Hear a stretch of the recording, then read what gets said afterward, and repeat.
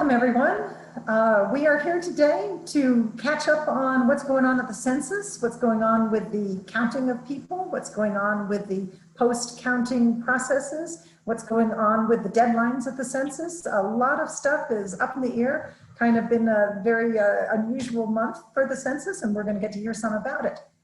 NCSL first started planning this event in July with the idea of being able to give our members all of the good information they need to know to plan for next year's redistricting by the end of August. So we were going to do this at the end of August. Then we realized that things had changed. So we said, okay, well, we'll postpone this meeting until September 10th. And then things changed again. And we said, okay, well, we'll postpone until the Bureau will have some more definitive information to share. And then things changed again, but we did decide to go ahead and stick with this date. And learn what we can today. The one thing that all of that change means is that you will not be getting final, firm, definitive answers to the key questions you've got. And those questions are probably, when is the data for redistricting going to arrive, and what will it be made up of? How will it be constructed this time around? We won't have final answers on that. I'm Wendy Underhill. I'm the Director of Elections and Redistricting at the National Conference of State Legislatures, and I'm delighted to welcome you all here today. I know that we've got many legislative staff people, some legislators, and lots of other folks as well. In fact, this is a well-attended event. If each of you would be willing to put in the chat box who you are, who you work for, and if there's anything in particular that you want to get out of today, that would help us be sure that we answer all of the right questions. I'm joined here today by Christy Zamarripa. She is on the NCSL team and has been following the census for at least the last 2 years. She'll give us a quick legal update. And then we're going to hear from James Whitehorn. He is the chief of the Redistricting and Voting Rights Data Office at the U.S. Census Bureau. And he has been a friend to NCSL for many years, and we so much appreciate the way he communicates with us and the way he carries the message to the interstices of the Census Bureau that redistricting really is driving this bus, or should be driving this bus at least. And then we're going to hear from Tyrion Lowenthal, who is one of the nation's most well-known census experts, and she was formerly the staff director for the U.S. House Census Oversight Committee. I'd like to think of Tyrion as the consummate census geek, and that is a title I aspire to earn myself at some point. Before we turn it over to Christy, I do want to invite everybody to do exactly what you're doing. Maybe I already said that. We've scheduled this for 1 hour. My thought is that we would take the questions that are the most general first and take the more technical questions last, with the idea that if we do run over the 1 hour mark, those of you who need to get off will have gotten the stuff that's more generally applicable, and those of you who are into the data, into the weeds, would stay on for the more technical things. We'll see how that goes. So Christy, I know you're busy admitting people right and left. Can you do two things at once? I'm sorry, I can't help here. Or maybe just give your input and then, oh, maybe I can. I see some, I can do the admitting from here. Okay, great.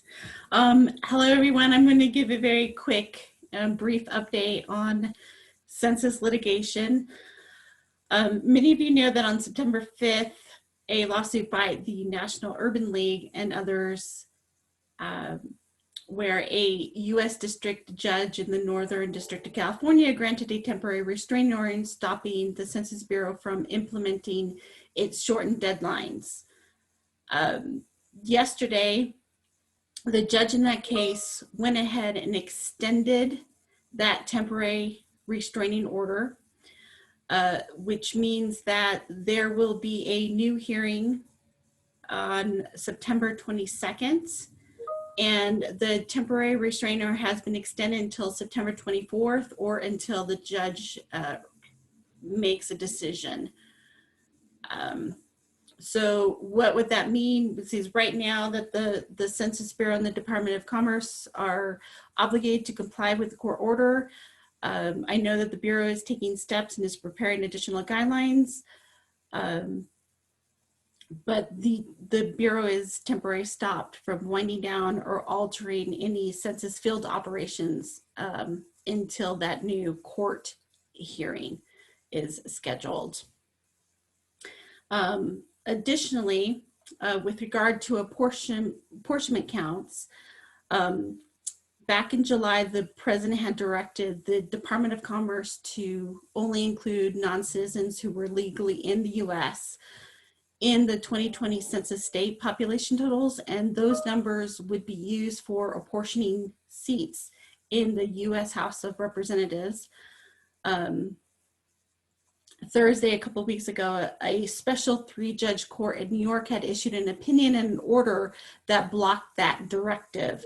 Under the law, a total population tabulation is what the Commerce Secretary is directed to report to the president, and the president in turn is then to head off to Congress the number of persons in each state. Therefore, the court's order bans the Commerce Secretary to report to the president any information about the number of unauthorized non-citizens in each state. So what will happen next? From what I heard from this morning from Tyrion, that the case is being appealed to the US Supreme Court. So I'm going to go ahead and turn that back over. Thank you, Christy. I'm guessing that people are going to have more questions about that, and we'll let James respond, and more particularly Tyrion, if there's more to be said. And when I take a look at everyone who's in the chat box, we are truly coast to coast, which is pretty wonderful today. I see some familiar names and I see some not so familiar names. For those of you who don't know, we at NCSL, Christy and I in particular, do try to keep up on what's going on and are often in our blog and on our web pages. Feel free to reach out to us separately as well. James, are you ready to go, and are you going to share slides with us? I am ready to go, and I am planning to share slides. So just sound check, you can hear me? All right. Sound good. All right.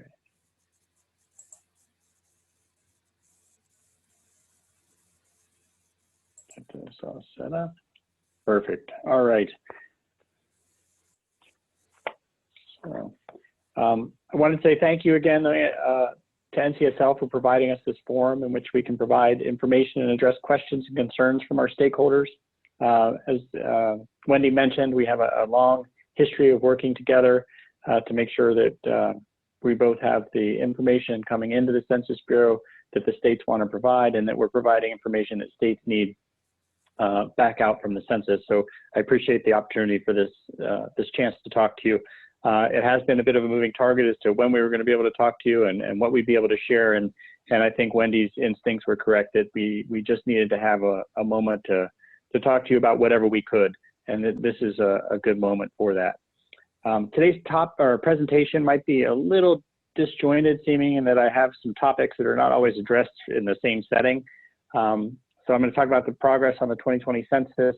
I'm going to talk a little bit about imputation and editing of response data. That's something that's been, we've got frequent questions on. I'm going to have a few reminders about the Redistricting Data program and talk as best as I can about deadlines, although there, as you'll notice when I get there, there's some fuzziness there still. And then our plans for disclosure avoidance. And then finally, I'm going to talk about the CVAP special tab that we are working on from the 2020 census.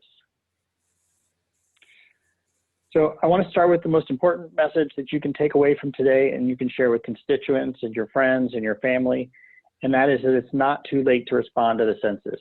You can still respond online, you can still respond by phone, or you can still respond by paper if you still have that paper questionnaires that we sent earlier in the year. In addition, if you've already responded and you get a visit from a census worker, please work with them. There's many reasons why an enumerator might revisit an address that has already responded, most of which involves quality assurance work.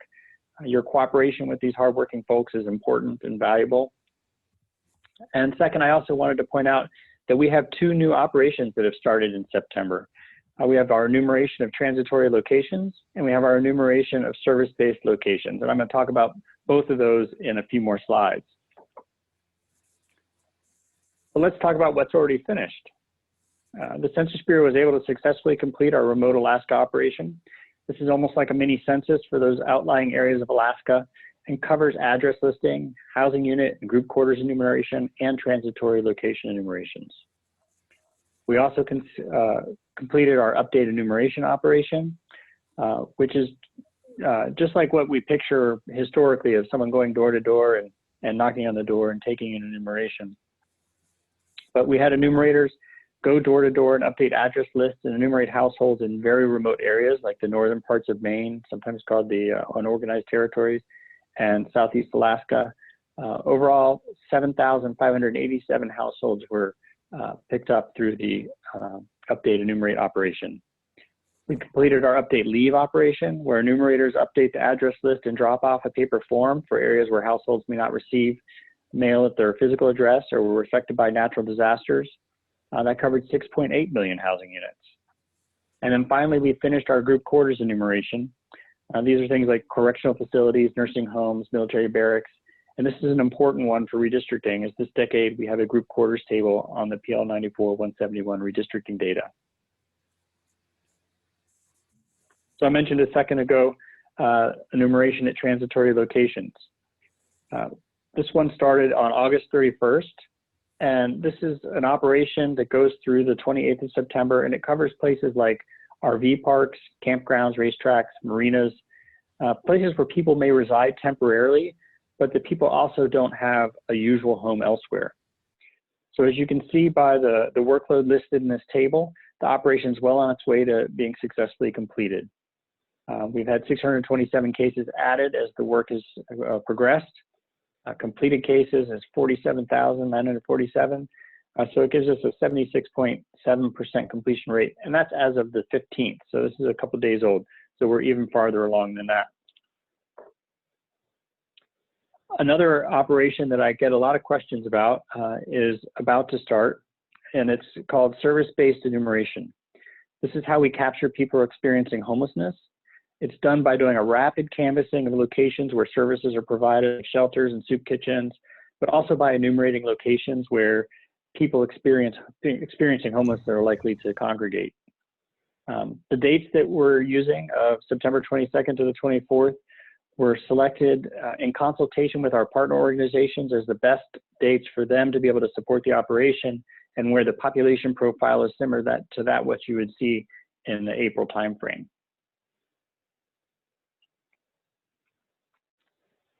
The main operation at this time that has most of the public's attention is our non-response file operation. We shorten it to NRFU, and it's going well. As of Tuesday the 15th, we were 82% complete, which exceeded our goal for that time, which was at 77.8%. The enumerators are working hard. They're averaging 19.3 hours per week, and that's measured as of the week of September 3rd to the 9th. The Census Bureau has put together some tools to help the public track the progress of NRFU. Our response rate by state page has the self-response rate, the enumeration and NRFU rate, and then the total enumeration rate for each state, the District of Columbia and Puerto Rico. The tables on this slide are from the 12th, but actually as of today, with more updated data, we have 2 states that have crossed our 99% mark, Idaho and West Virginia. And 99% mark is important because it's the census stated quality goal for each state. In addition, Hawaii is 0.1% away from hitting that mark as well, so they will hopefully get there today. And for those of you who aren't aware, the census conducts our field work through our area census offices scattered all across the country. And we to create a sub-state level version of the data that is shown in that state table that I just showed, we've created this mapper where you can monitor each individual ACO and drill in to see what their rate is in NRFU completion. So it's just another tool to help you identify the areas that are progressing through the NRFU operation. So now I'm going to switch gears a little to talk about what happens once we actually have those responses in-house. The census responses go through a series of transformations before they get turned into data for the public. And this is a very overly simplified description of that typical flow. But those responses come in, they become part of the decennial response file. Of course, we have to merge paper responses that come in through our paper operation and the internet and from the phone. They get transformed and become the census unedited file. This is the final census count of people in living quarters. and this is the file that we produce apportionment counts from. Once we have that file, we move on to create the census edited file. This is where we ensure each record has valid values for the major characteristics. And these are the counts that you're used to seeing that are used for redistricting. Those counts get processed through the disclosure avoidance system before that redistricting data is produced, and then come out of our tabulation system in the tables that you're familiar with seeing.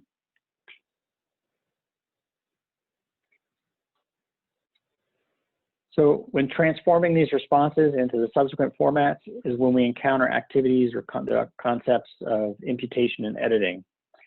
These show up as essentially two types of actions.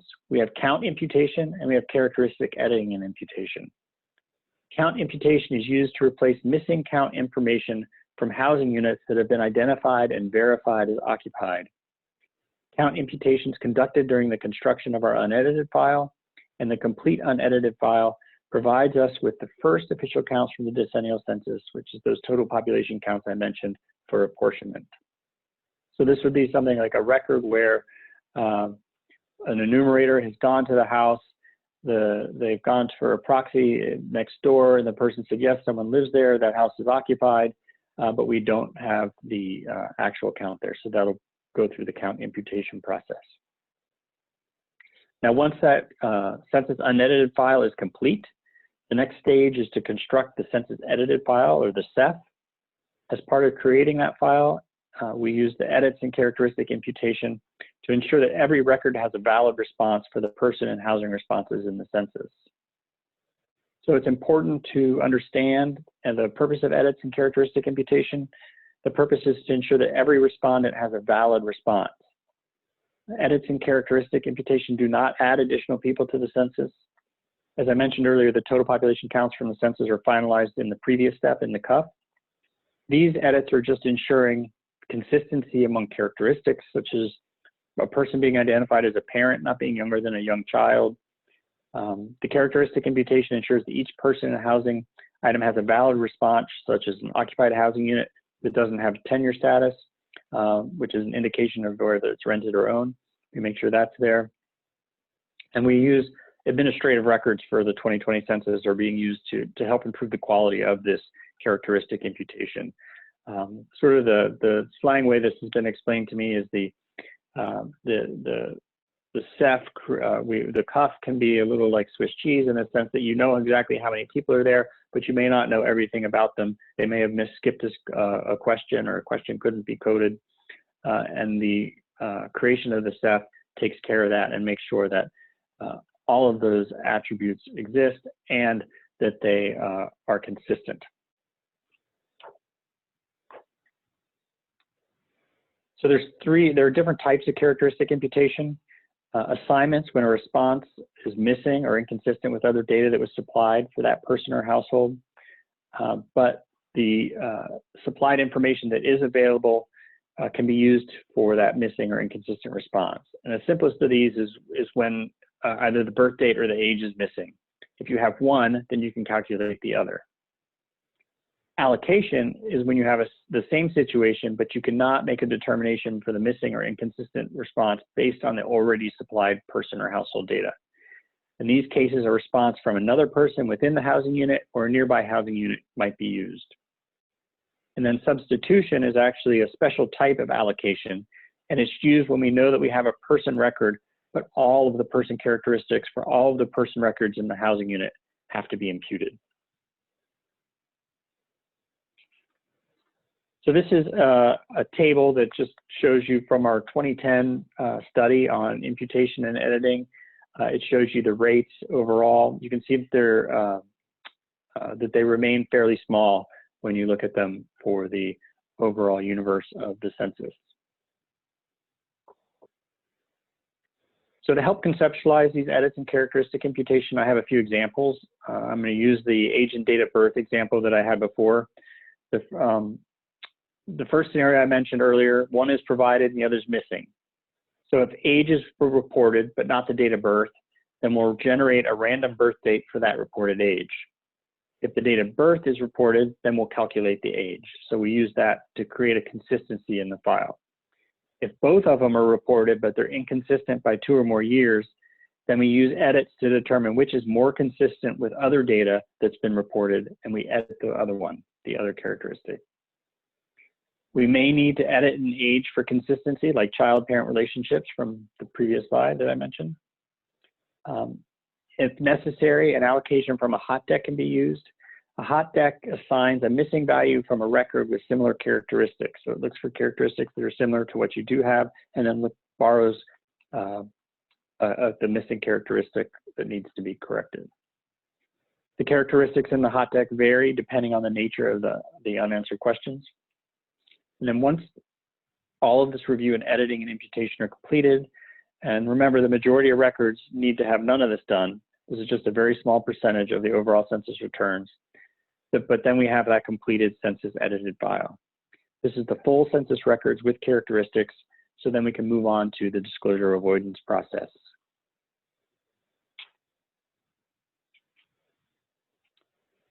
So to answer the question we get most often right off the bat, yes, the PL 94-171 redistricting data will have disclosure avoidance techniques applied, as has been done for the last several decades. The big difference this decade is we're moving to something called formal privacy, which injects noise into the data to protect respondents while still maintaining the data is fit for use by data users. There's a lot of information about this on the census website. I have a link here that takes you to sort of the primary page for that information. I know NCSL has been sending messages out as we put out newsletters on this topic to the listserv, the redistricting listserv, and I believe they maintain their own webpage as well on the subject. What I'm going to point out today is the materials that we're producing as our technique is refined for the public to use and evaluate that data. We've been producing something that we're calling demonstration data products using the 2010 census source data. And then we've been making it available publicly, periodically, so that you, as a data user, can take that data, apply it to your use case, and evaluate the outcomes to see if it works for your techniques. We released the initial run as a full demonstration data product back in October of last year. This was so that we could show that we could run at the scale of the decennial census, and then to demonstrate what progress we'd made on the system overall to that point. We then followed this with what we call a Ppmf, it's a privacy protected microdata file. This looks like individual census records, but it's actually privacy protected records that have been processed through the protection system. It's a little difficult for most people, myself included, to work with a 300 million plus record file. So our colleagues over at the IPUMS National Historic GIS converted that Ppmf into tables that data users would recognize, and in smaller, broken out by state for some of the block level data and different manipulations like that, just to make it easier for folks to work with. We actually have a newer version that came out today, or was posted actually last night, and then the newsletter that came out today that shows not only the progress that we've made on these through this process of development of the system, but also it shows the focus now that we have turned to focus solely on the PL 94-171 redistricting data for this version of the Ppmf. I do expect to see at least one more Ppmf to come out prior to the Data Stewardship Executive Policy Committee making its final decision on where to set epsilon. Epsilon being the value which controls the trade-off between accuracy and privacy in the data. And so we should have that out sometime before the end of this year.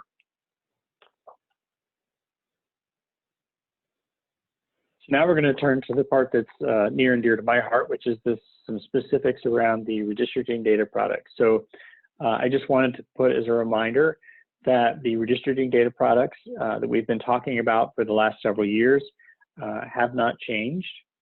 We're planning to produce the geographic products of shape files, the PDF maps, the block assignment files, and the block-to-block relationship files.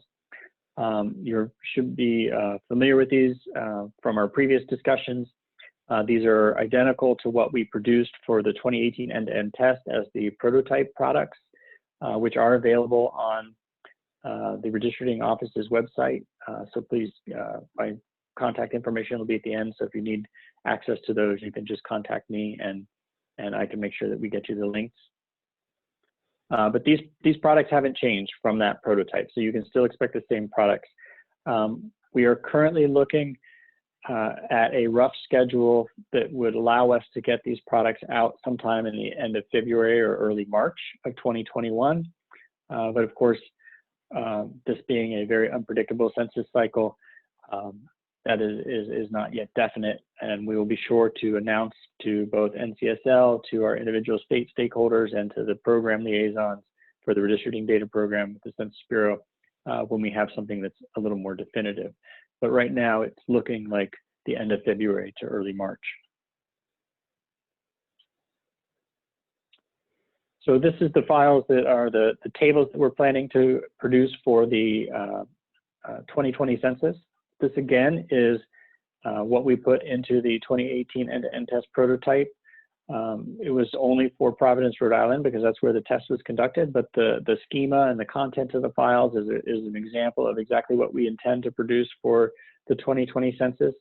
The tables, the P1 through P4 and table H1 are exact replicas of what we produced in 2010. And then of course we've added this group quarters table by group quarters type, which will be reported at the total population level for those states who have a need to reallocate group quarters populations to an alternate address prior to doing their redistricting. The dates on this, we actually, I'll talk about it here. We did put out that prototype data that I mentioned that went out in February of 2019 for the geography, and then in March of 2019 for the tabulations. It's still available online, so if people need that. Our original plan for delivering the official geography was November through February 1st. As I mentioned, we're looking like the end of February, beginning of March to get that to folks. And then the redistricting data itself, we're currently working with a goal of reestablishing a schedule that will get us to that data out to redistricting officials no later than April 1st of 2021, which is our statutory deadline. In order to make a date like that, one concession that we've had to do is that the data would no longer come out on a rolling weekly basis. It would be a single national delivery to all the recipients. So most likely, if we are able to meet the statutory deadline when we get this plan finalized, part of what that plan would include is that you can expect a single delivery at the end of the delivery window for everyone. So that would be the end of March of 2021. So finally, I want to just talk a little bit about the citizen voting age population tabulation. My office has sponsored a CVAP for short tabulation for the American Community Survey 5-year estimates. We started creating that in 2011. There was a version that was made after the 2000 census that was supplied in 2002 off of the census long form. But we started this one off the American Community Survey in 2011 and released it every year for 10 years. With our instruction to create a 2020 census CVAP special tabulation off of the 2020 census using administrative records and creating it down to the block level, we initially thought that we would be canceling the American Community Survey version of this tabulation just for this coming year. Through the request of several states with some very clear guidance on how it would still be useful to receive that American Community Survey version of the CVAP data, we have reinstated that, and we still expect to be able to produce that in February or by the first week of February of 2021. So that is still on the table. Although I may in previous gatherings have said that it wouldn't be produced, we've now switched course on that. So that'll be something that we will produce. But we also still plan to produce the 2020 census CVAP special tabulation using administrative records in the 2020 census. That will be a little different than what we do from the ACS. You can see the two bolded items in the list here. The content on the, it shows you all the different categories that are included in the CVAP special tab. In order to make the 2020 census CVAP special tabulation from administrative records correspond better with the PL data set, we've added in the sum of the race alone category, which is not typically a category in the ACS, but is a category in the decennial census. And then, of course, the reason for the 2020 census CVAP special tab is to be able to get this data at the block level. So block level geography will be added. Another important point is that the ACS tabulation will be using the 2010 statistical geography, so it'll still be using 2010 blocks and block groups and 2010 tracks, whereas the 2020 census CVAP special tabulation will use the 2020 census block groups and 2020 tracks and 2020 blocks when it's produced. So how this is going to be created, it was just sort of a ironic or unfortunate twist in that at the exact same time as we're here talking today at our Census Scientific Advisory Committee meeting, one of the leads from the internal expert panel that's developing the methodology was presenting their first results of their research to the advisory committee. I would advise people who are interested in knowing the details of the methodology and its development to go over to the Census Advisory Committee website where the meetings are recorded and posted so that they can pick up the real details.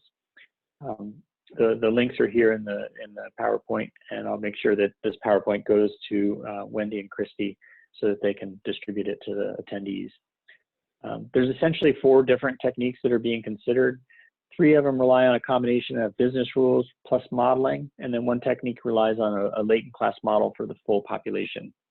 Essentially, when we say business rules and modeling, it's using the administrative records, and when there's a very clear indication of someone's status as either a citizen or non-citizen, then using that information to tag that person as a citizen, non-citizen, and then the remaining, what turns out to be just between 9 and 10% of the population that we can't make those determinations for, that smaller part is modeled. It's modeled in different ways. One is through a hot deck, one is through looking at householder characteristics, and a third is using American Community Survey responses that didn't have a link to administrative records either. So the details on that, again, will be on the CSAC website, both the PowerPoint presentation that the internal expert panel presented today and also the recording where you can see the questions and answers that occurred during that as well. And so with that, I'll leave this up just for 1 second. So if you want to get a hold of me, the easiest way to do so is probably rdo@census.gov. But you can also call the 763-4039 and leave us a message, and we'll be able to get back to you that way as well. And thanks again to NCSL for giving us this chance to talk to you.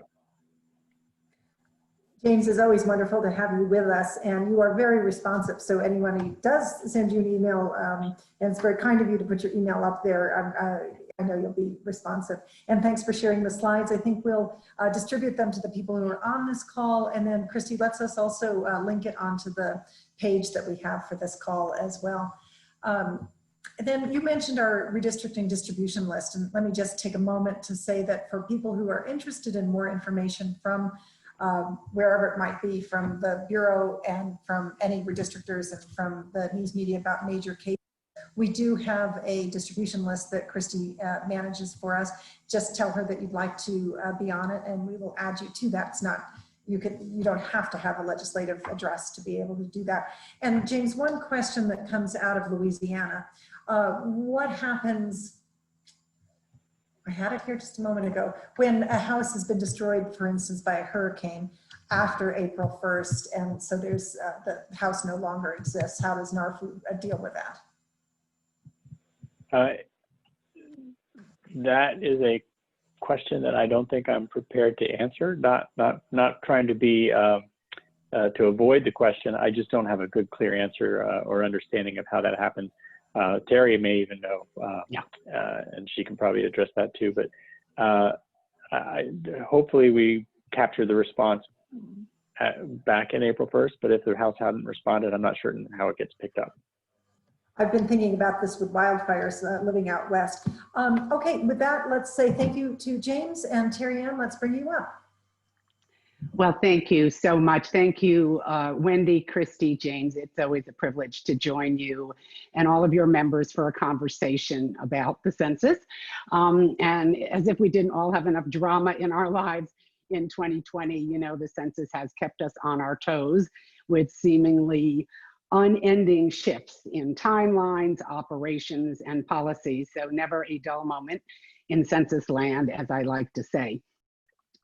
James, thank you for the great context and important information about the status of census operations and a bit of a crystal ball into the timing and quality of the results, which will dominate much of our legislators' time for the next year or more, but also inform their decision-making on resource allocations for the communities this audience represents for the next decade.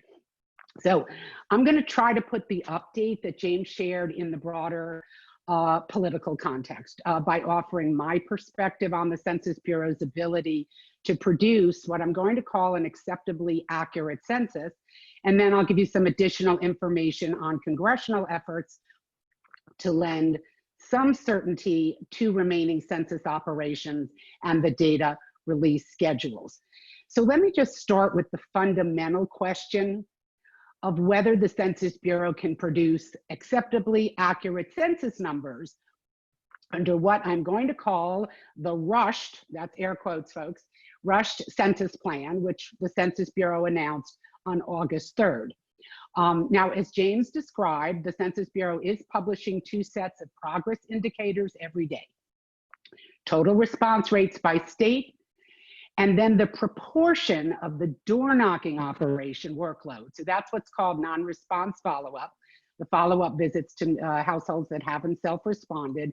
So the proportion of that workload that has been completed for each area census office. We do not have those rates at any smaller levels of geography. What do those indicators mean? Is the Census Bureau on track to finish, again, air quotes, quote unquote, counting all households by the end of September if necessary, or by the end of October if the courts continue to prohibit the rush, the accelerated schedule? James, I think you cited a national total response rate of close to 94% today. So don't forget the total response rate combined self-response and households or homes enumerated during the door knocking phase. But the proportion of households that haven't been counted varies greatly state to state and even within most states. So as of yesterday, for example, the states where completion of the door knocking and self-response operations were lagging, those are mostly along the Gulf Coast and in the Southeast US up to the Mid-Atlantic. Can anyone say Hurricane Laura, Hurricane Sally, and the rest of the hurricane alphabet that's lurking in the Atlantic somewhere?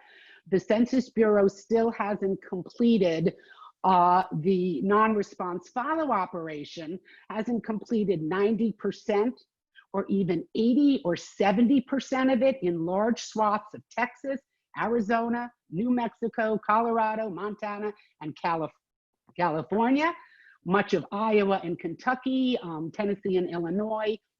The completion rates, again, for this non-response follow-up operation are still below 80%. But I want to lift up a more important question. Even if the Census Bureau reaches a 99% completion rate, which, as James said, is the Census Bureau's goal, does that mean we have, to use the words of the Commerce Secretary, a complete and accurate census? Regrettably, I think the answer is no. The percent of housing units counted by itself tells us very little about the quality and accuracy of the data collected or the overall accuracy of the census. You know, even in a less challenging census environment, data collected during the door knocking operation are less accurate than answers that you get on a self-response. So in areas where you had lower self-response, historically undercounted communities, a lot of rural areas, American Indian reservations and so forth, there are more households the Bureau has to count in the non-response follow-up operation where we know accuracy goes down. Even the determination of vacancy status, right, which enumerators can do in one visit, now requires greater care this year because a housing unit that's vacant now might have been occupied on April 1. And if that determination is rushed or incorrect, the result could be an undercount. A completed census case doesn't always represent a household that was counted through a direct interview. The case could have been, I'm again in air quotes, resolved, but that's the word the Census Bureau uses. It could have been resolved as vacant, as non-existent, so it didn't meet the definition of a housing unit. An enumerator could have talked with a neighbor or a landlord to get the information. That's a proxy enumeration. In 2010, 22% of all of the field cases were enumerated by proxy. And a quarter of all of those didn't yield enough information to be useful. So they required the statistical imputation methods that James described earlier. And we aren't only concerned about enumerating all households, right? We are interested in accurate data about the characteristics of those households, because that information guides the policies that are aimed at children and senior citizens, right? And ensuring equality of access by race and ethnicity and gender, in healthcare, education, voting rights, and so forth, all in your wheelhouses. And finally, please remember, and James talked about these other operations, the enumeration of housing units, so that's what they're talking about with the completion rates, doesn't cover everyone living in the United States, right? The non-household counting operations, which are difficult under the best of circumstances, which we don't have this year, have been delayed considerably, and they'll be more difficult due to COVID-19 concerns and population displacement. So again, I'm talking about the count of people living in group facilities, such as college dorms and nursing homes, people experiencing homelessness, and transitory locations, as James discussed.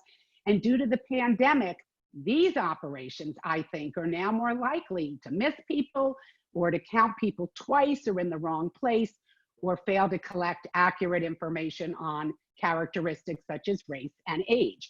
So I think the bottom line is, in the wake of the broad pandemic-related disruption and delays in all of these operations, it's going to be more difficult to enumerate households accurately. So rushing the data collection will certainly leave us with less accurate raw data, but that's only half the threat of this shortened census timeline. The data processing and quality assurance activities normally take 5 months in a normal census year, and that will be compressed down to 3 months at best if the current rush deadline holds. According to the Government Accountability Office at a congressional hearing last week, the Census Bureau hadn't even finished testing all of the data processing systems. That increases risk. And less time for data processing means the Bureau may not have enough time to do all of the unduplication, which I think is going to be higher in this census. There were 8 million duplicates in 2010. It's going to be much higher this time. Think about the college students who should have been counted at their college residence, on or off campus. They were sent home just as the census was starting. Mom and dad might have counted them by mistake. The people with second homes who fled cities or states with early COVID surges and so forth. So I think the chances of counting people in the right, of not counting people in the right place or counting them twice have gone way up. And if the Census Bureau doesn't have the time it needs to untangle this mess of raw data, and James talked about a lot of the processes, and to try and fill in the gaps with administrative records, other statistical methods, and so forth, what's called coverage improvement programs, not only will places like college towns be left significantly unpopulated, but the historical disparity in census accuracy between different types of communities will grow. And the fairness in the distribution of political representation, public resources, and private investment will be diminished. So I just want to say in closing, I don't want to end on a sober note, Wendy, if I can have 1 more minute.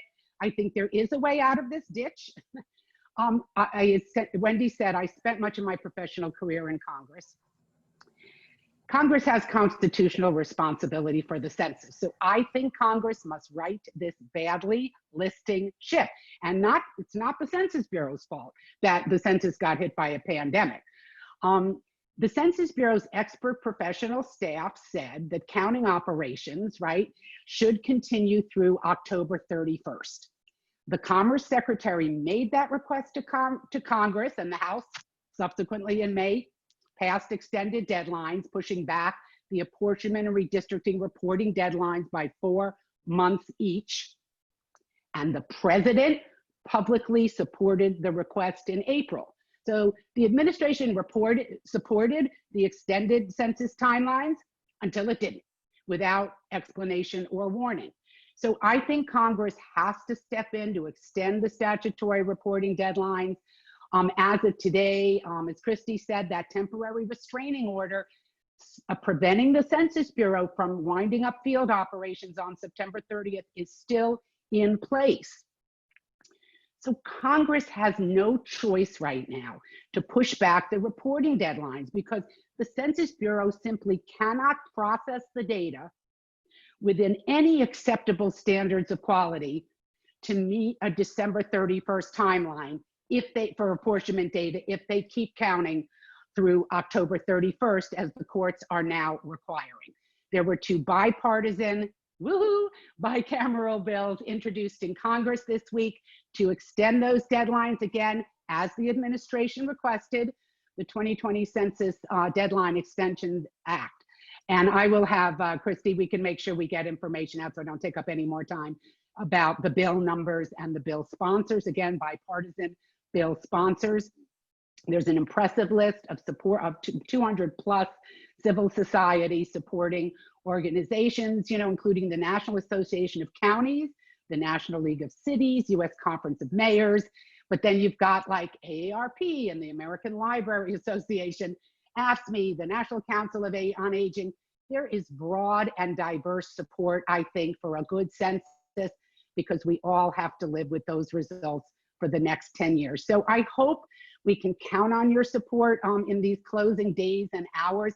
These bills are not going to move on their own, but stakeholders are working to get those provisions in a must-pass bill. You know what those are, before Congress recesses for the elections.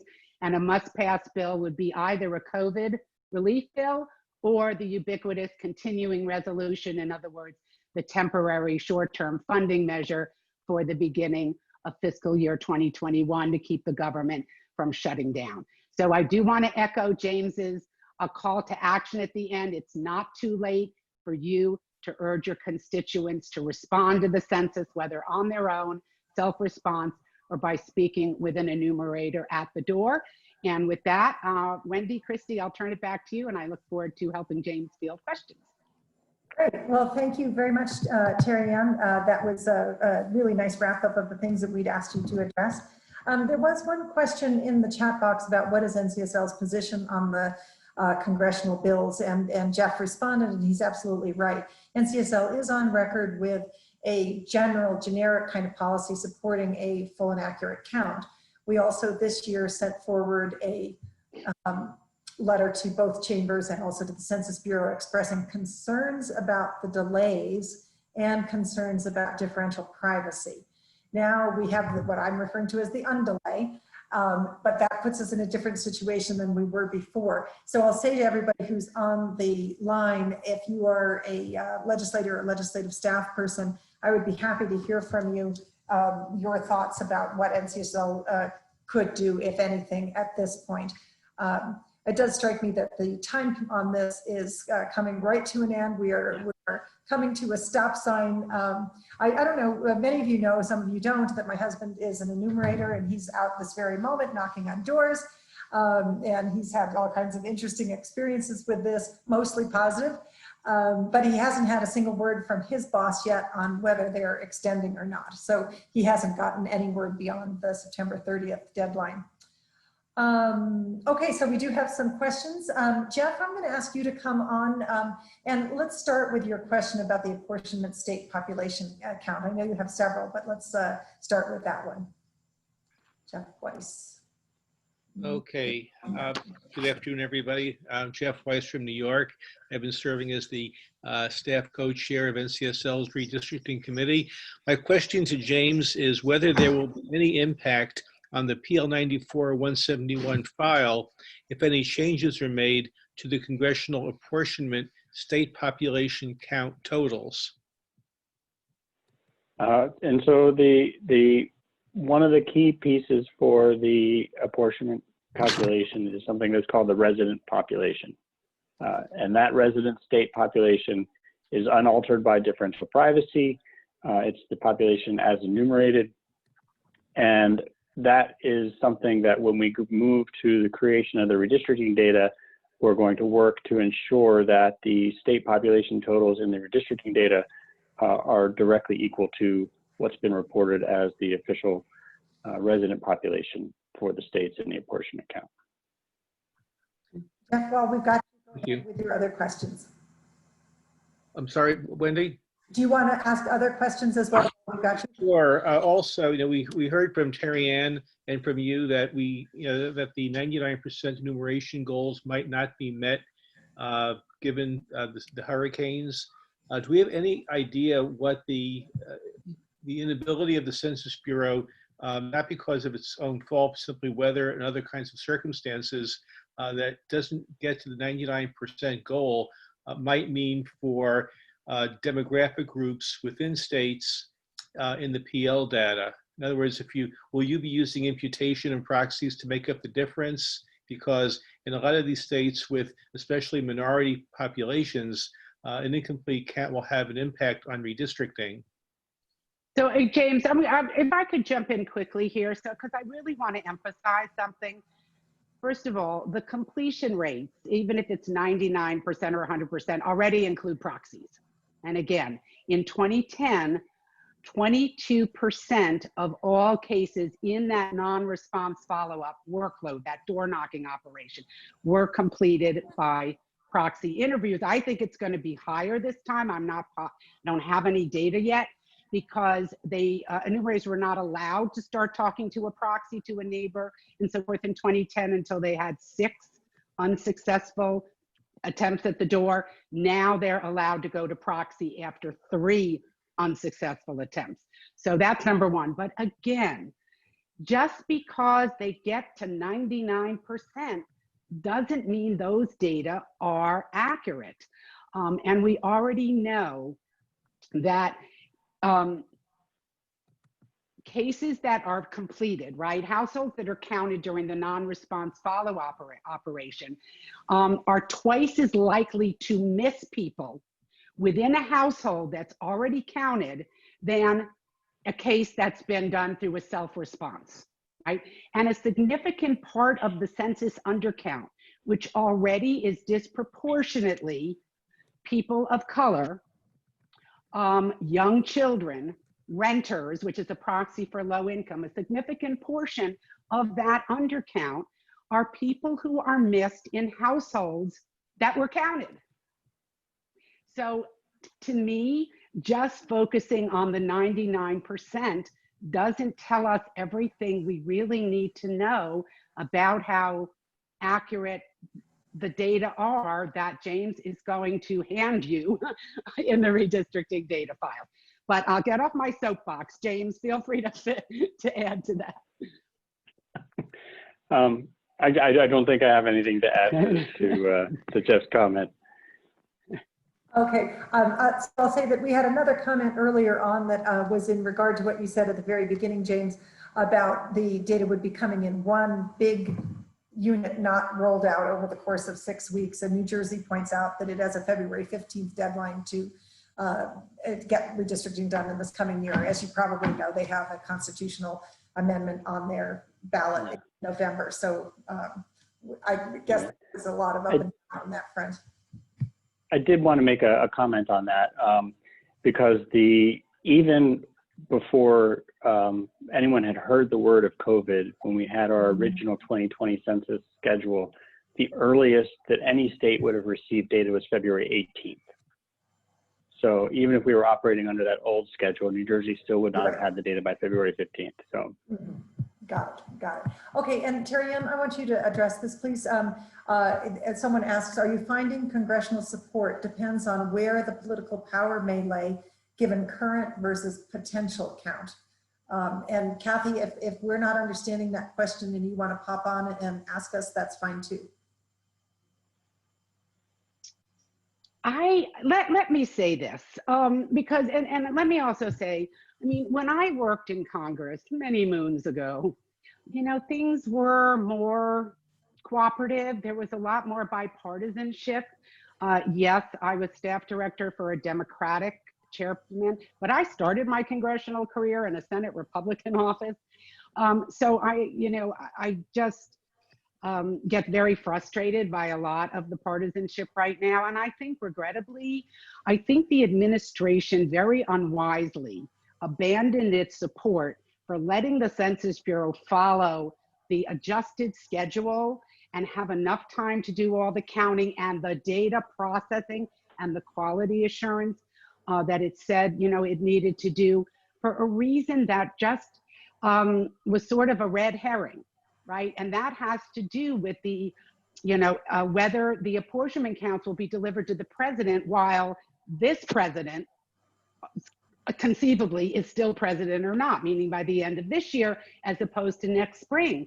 But what we were trying to remind folks in Congress, and they're finally starting to get this, is normally, and this is the first time with this presidential memorandum to exclude undocumented residents from the apportionment counts, the president doesn't do anything to the apportionment numbers. He hopefully a she one day, has a ministerial role.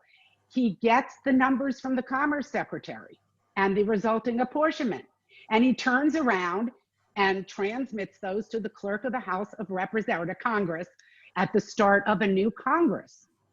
So, you know, whether this happens under a Trump presidency or a Biden presidency, there wasn't going to be anything a President Biden would do to change the numbers. And I think a lot of Republican lawmakers just weren't focusing on that, and are starting to come around to the understanding that every single state is really at risk of significant undercounting and poor quality data if the Census Bureau is forced to rush the remaining operations, and equally important, the crazy complex data processing on the, you know, the accelerated schedule.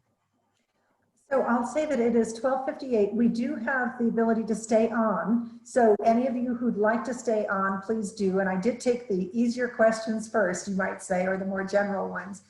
So I'm just going to keep rolling. I hope that that's okay with James, you as well. Can you stay on longer? Okay. So we had a couple of questions further about the disclosure avoidance system.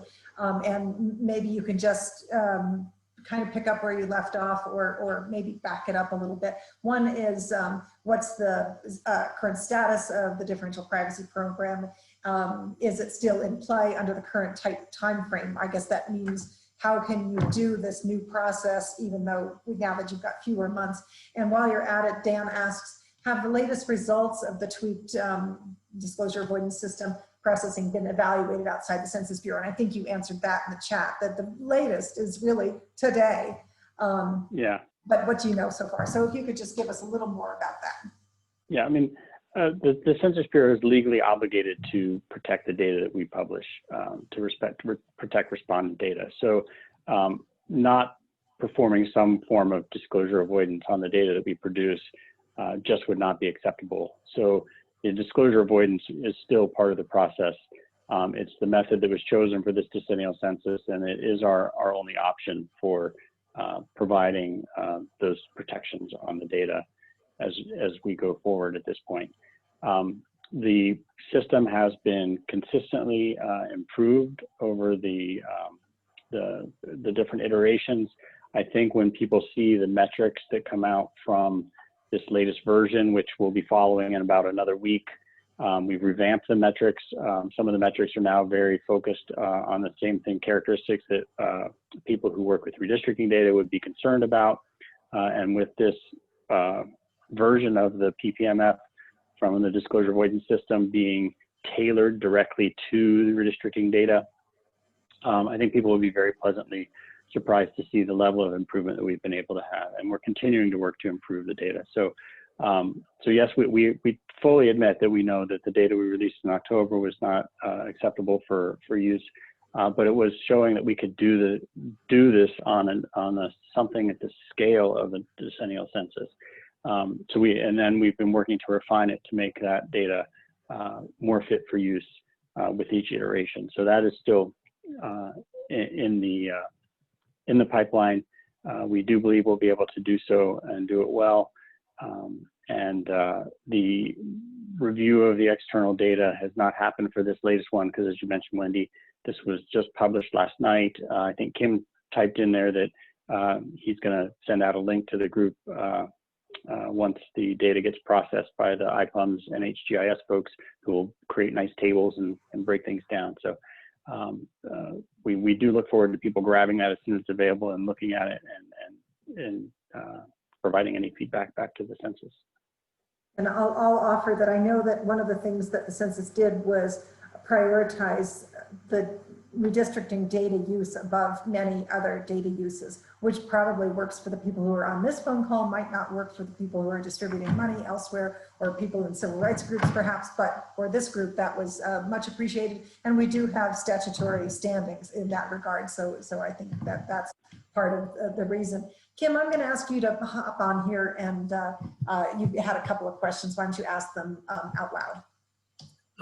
Certainly. I just wanted to, as your committee's representatives on this small expert group that the Census Bureau and National Academy of Sciences set up, I did want to report, which is what James alluded to. We did get the data this morning, and it is being processed by the University of Michigan's site.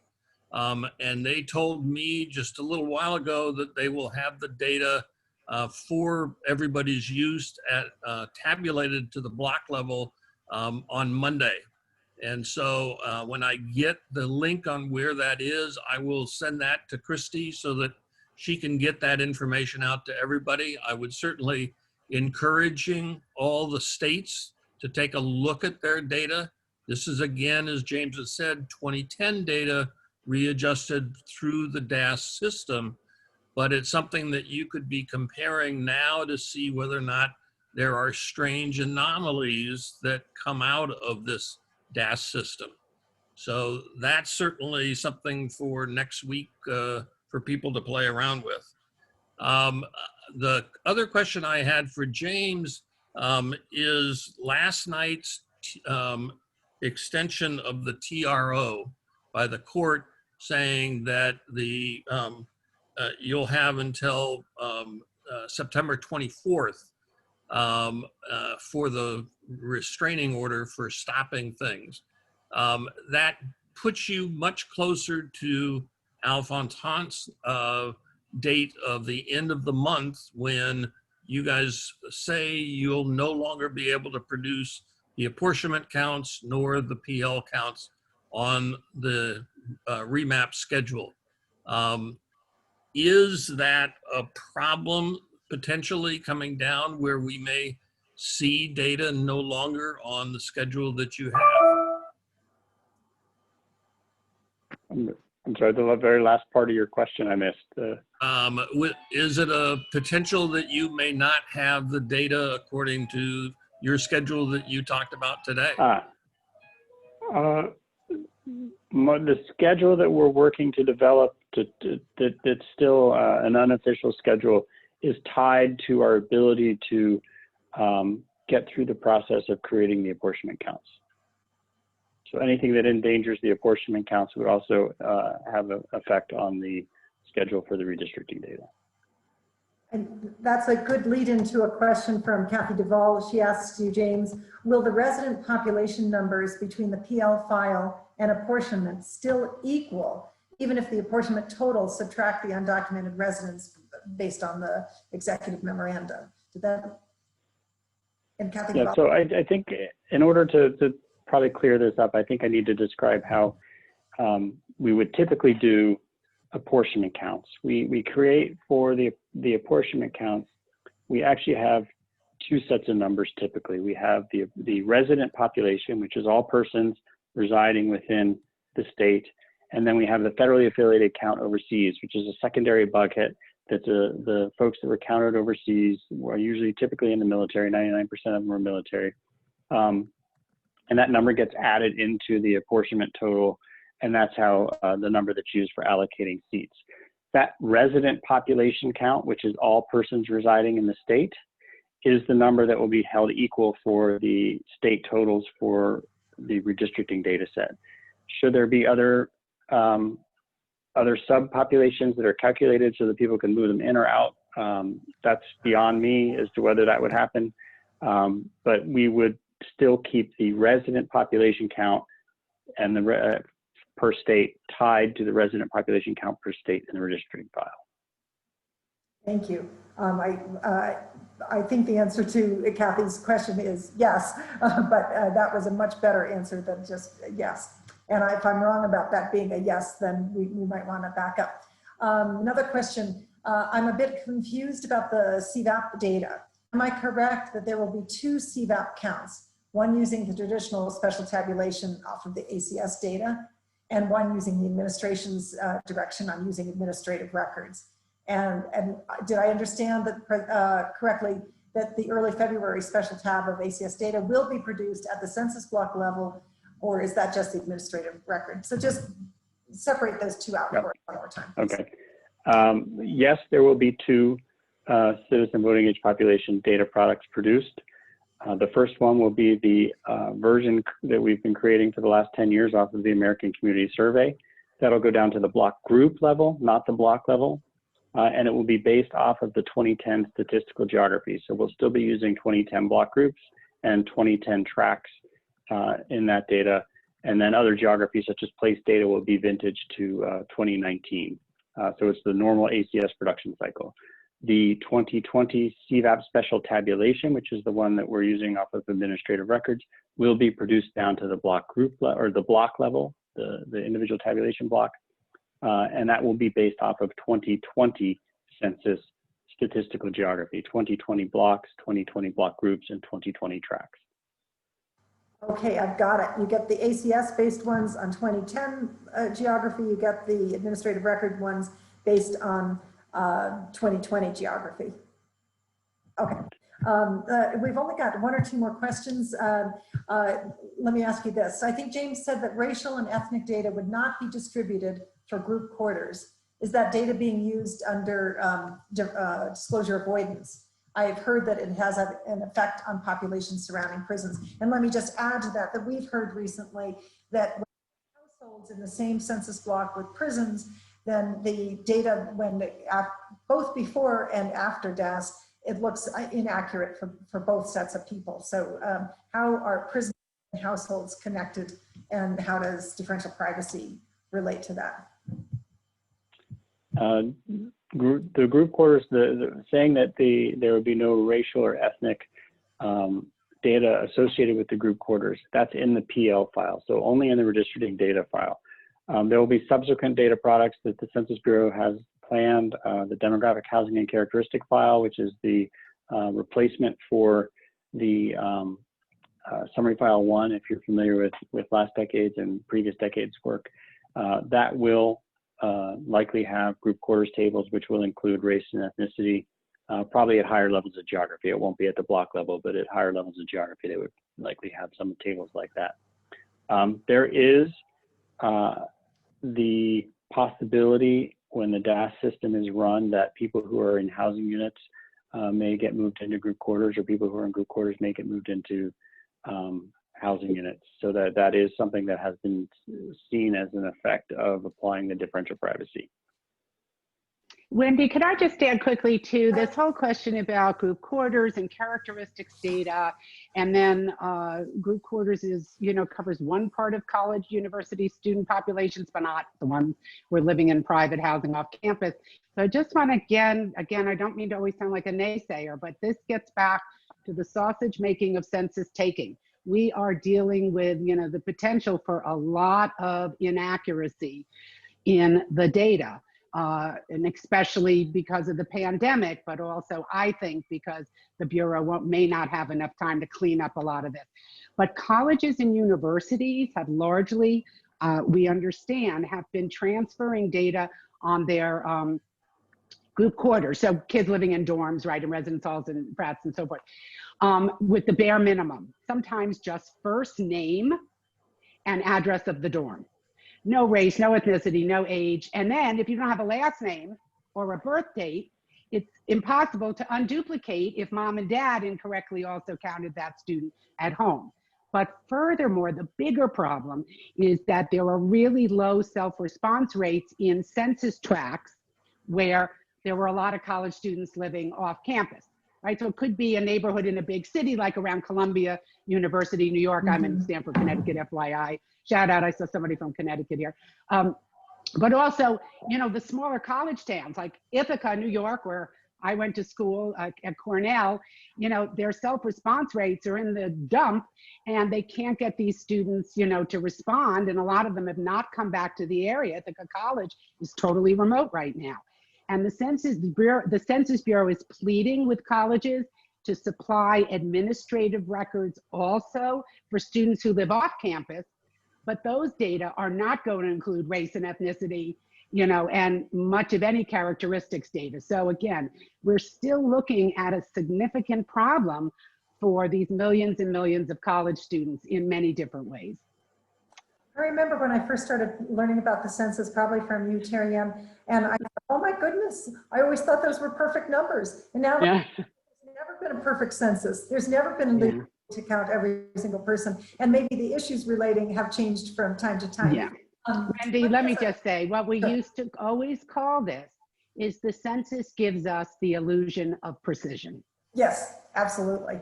And one last question, unless something else pops up, and that's from Mike Fortner. It's probably yours, James. If the apportionment data is delayed, perhaps by that act of Congress that Tyrian's looking for, will the redistricting data go back to a staggered rollout? Do you know the answer to that yet, or is that too many ifs between now and then? I think that's too many ifs strung together to be able to make a definitive answer. You know, we would just have to see how things play out, and we'll work to do what was best for the quality of the data and for trying to meet the needs of the stakeholders and balancing those two. But yeah, so it's a few too many ifs. I can't make a guess at this point. All right. Well, I want you to know I'm going to stay on this call until the last person is off. So anybody who wants to keep talking about the census, I'm here. And James and Tyrion, if you want to stick with us, that would be even better because you'll have way more good stuff to say. But I want to thank you both very much. This has been a heck of a week. And the fact that you're here with us on Friday afternoon is just really warms my heart. And I appreciate everything you do. And I love the fact that we're all in communication. And for all of you who are on the line, thank you very much. As I said earlier, NCSL is welcoming to your input. I don't know that we can do much besides be this conduit, the role we currently play primarily, but do let us know what you're thinking, and do go back to your states with the idea that a place to be paying attention is where are the colleges. There could be some data changes, where there might be some data changes. So take back some of this to your data folks, your state data center and such. And with that, I'll just say stay safe, stay calm, and stay engaged on the census. And thank you. I am going to have to sign off. So thank you for the opportunity to join you. You're welcome. Stay well, Thank you, everyone. Thank you.